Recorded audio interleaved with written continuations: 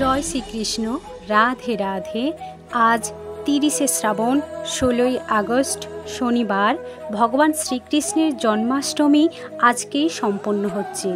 বন্ধুরা, জন্মাষ্টমীর দিন ভগবান শ্রীকৃষ্ণের জন্মাষ্টমীর ব্রত কথা একবার হলেও শ্রবণ করতে হয়, নচেৎ জন্মাষ্টমীর ব্রত অসম্পূর্ণ থেকে যায়। যদি কোনো কারণে আপনি জন্মাষ্টমী ব্রত নাও রাখতে পারেন, কেবলমাত্র ভগবান শ্রীকৃষ্ণের এই জন্মাষ্টমীর ব্রত কথা শ্রবণ করে তার উদ্দেশ্যে ভক্তি সহকারে একটি প্রদীপ প্রজ্বলন করতে পারেন, তাতেও ভগবান শ্রীকৃষ্ণের আশীর্বাদে আপনার ও আপনার পরিবারের মঙ্গল হবে।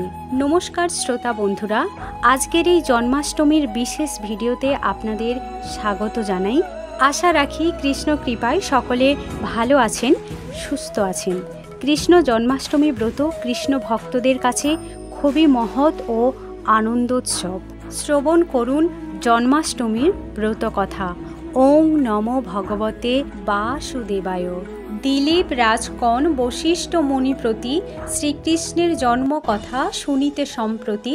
ভাদ্র মাসে কৃষ্ণপক্ষে অষ্টমী তিথিতে কিবা হেতু জনার্দন জন্মেন ধরাতে। বশিষ্ঠ কহেন রাজা শুনো ভক্তি মনে, নারায়ণ স ত্যাজি কিসের কারণে।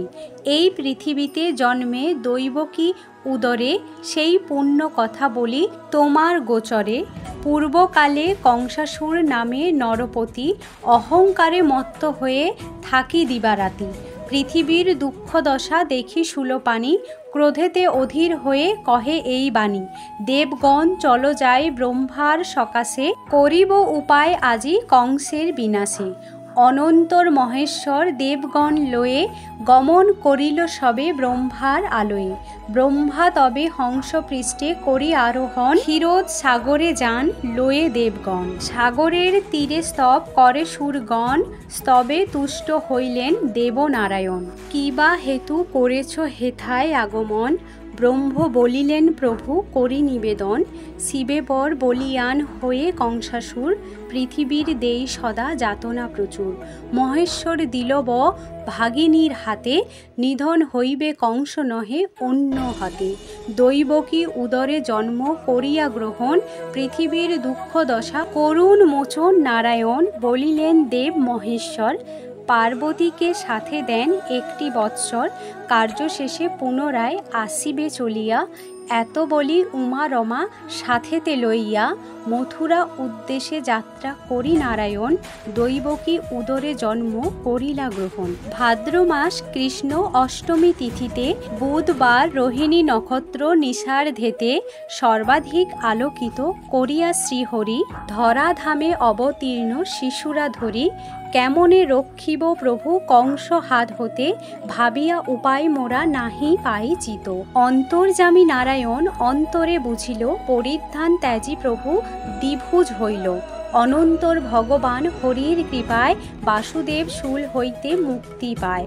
মায়াময় শ্রীহরি আশ্চর্য মায়াতে, রক্ষীগণ অচেতন হইল নিদ্রাতে। যে সময়ে ভগবান আবির্ভূত হন, যশোদা গর্ভেতে যোগমায়া ব্রহে জন্মলন।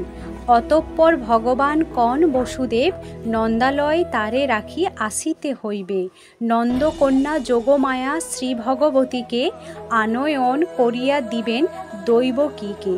যেই কালে বসুদেব গমন করিল, কারাগৃহে লৌহদ্বার মুক্ত হয়ে গেল। মুক্ত মেঘে গণে গর্জন, মৃদুমন্দ বৃষ্টিধারা হে পতন। স্বয়ং অনন্তদেব সর্পরূপ ধরি, বাড়ি নিবারণ জন্য কৃষ্ণ শীর্ষ পরি ছত্রের মতন ফনা করিয়া ধারণ। শ্রী বসুদেবের সাথে তিনি করেন গমন। এইভাবে বসুদেব যাইতে লাগিল, যমুনার তা আসি উপস্থিত হল। দু কূলে বহিছে বান বসুদেব ভাবে, কেমনে হইয়া পার গোকুলে যাইবে। হাই কি করিব বি কাঁদিতে লাগিল, অন্তর্যামী নারায়ণ অন্তরে জানে। দেখিতে দেখিতে জল আসিল কমিয়া, শিবারূপে পার হয়ে যা মহামায়া। শিবার পশ্চাৎ ধরি বসুদেব যান, মায়া করি বাড়ি মধ্যে পড়ে ভগবান। বসুদেব কাঁদে পুনঃ শিরে হাত দিয়া, জল ক্রীড়া করে কৃষ্ণ যমুনা লইয়া।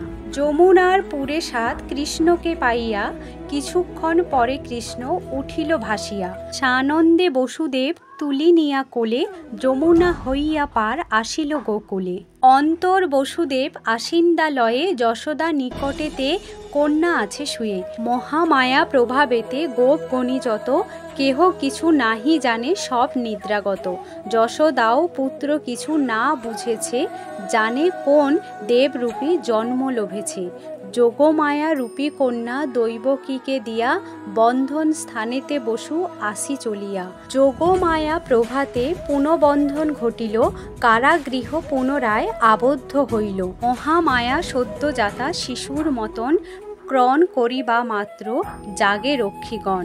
এক রক্ষী কংস পাশে করিয়া গমন দৈবকী প্রসব শিশু করে নিবেদন। বিদিত হইয়া আসি কারালয়ে দেখিল দৈবকী কোলে কন্যা আছে শুয়ে। ক্রোধে কংস ধরিবারে উদ্যত শিশুরে দৈবকী কন্যাকে হন জড়াইয়া ধরে। অশ্রুসিক্ত আঁখি নিয়ে বলে বারে বারে প্রাণভিক্ষা দাও রাজা কন্যারে আমার। না শুনিয়া তার কা পাপরূপী কংস শিশুরে করিতে চায় চিরতরে ধ্বংস। ধরিয়া শিশুর পদ ঊর্ধ্বতে তুলিল শিলাপৃষ্ঠ লক্ষ্য করে নিনে করিল।